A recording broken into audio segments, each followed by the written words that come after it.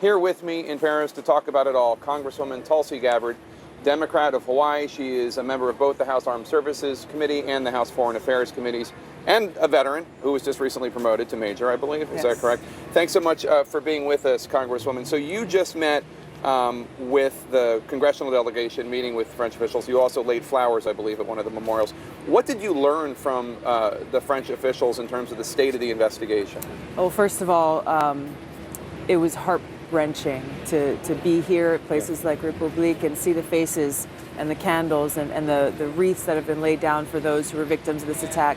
We laid flowers from Hawaii. Amaili lay down at the restaurant where the student from California was shot and killed just 1 week ago. We met with French foreign ministry officials and others today to talk about what they're doing, where they're at, what are some of the areas where they can see that we can work better together on as two countries.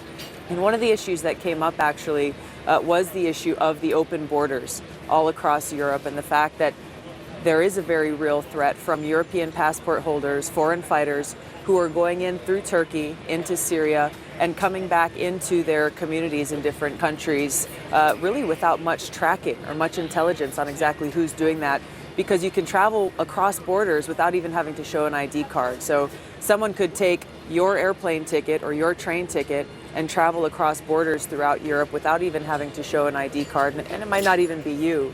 So this was an issue that I raised with them that is of great concern within the U.S., that if a jihadist who's a European passport holder wants to come to the United States and launch an attack, there's a Visa Waiver Program. There's a Visa Waiver Program that would allow them to do that within hours, to get on a plane within hours without having to apply for a visa at all. And you've proposed suspending the Visa Waiver Program. I've proposed, actually over a year ago, on September 11th of last year, I proposed a bill that would temporarily suspend the Visa Waiver Program for these specific countries that have high numbers of foreign fighters, that we know they've got thousands of people who are traveling into Syria, fighting with ISIS, and then coming back in. I can't imagine the French authorities are happy about your proposal. They were not opposed to it, and they were open to it, and they understand the threat that exists. I think here now, I think more than ever, they understand the threat that exists from these individuals who are going and doing that and wanting to come back into these communities and perpetrate these horrific attacks.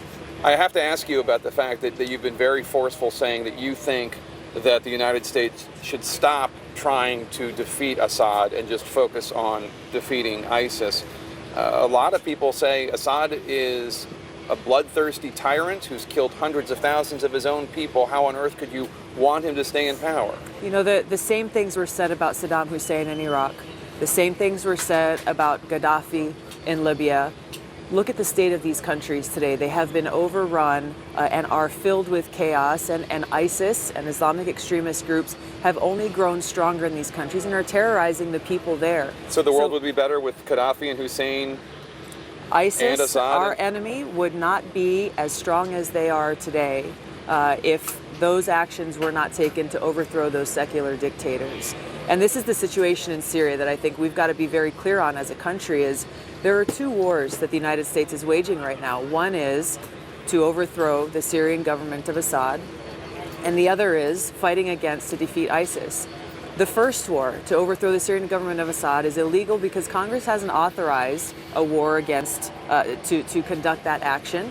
And secondly, it's counterproductive because it directly helps ISIS, Al-Qaeda, Al-Nusra, these Islamic extremist groups in Syria, whose goal is to overthrow Assad, take over all of Syria, gain control of this whole territory, establish their Islamic caliphate, and present a disastrous humanitarian crisis far worse than we're seeing now, and a greater threat to the world. Congresswoman Tulsi Gabbard, Democrat of Hawaii, thanks so much for being with us. Jake. We appreciate it.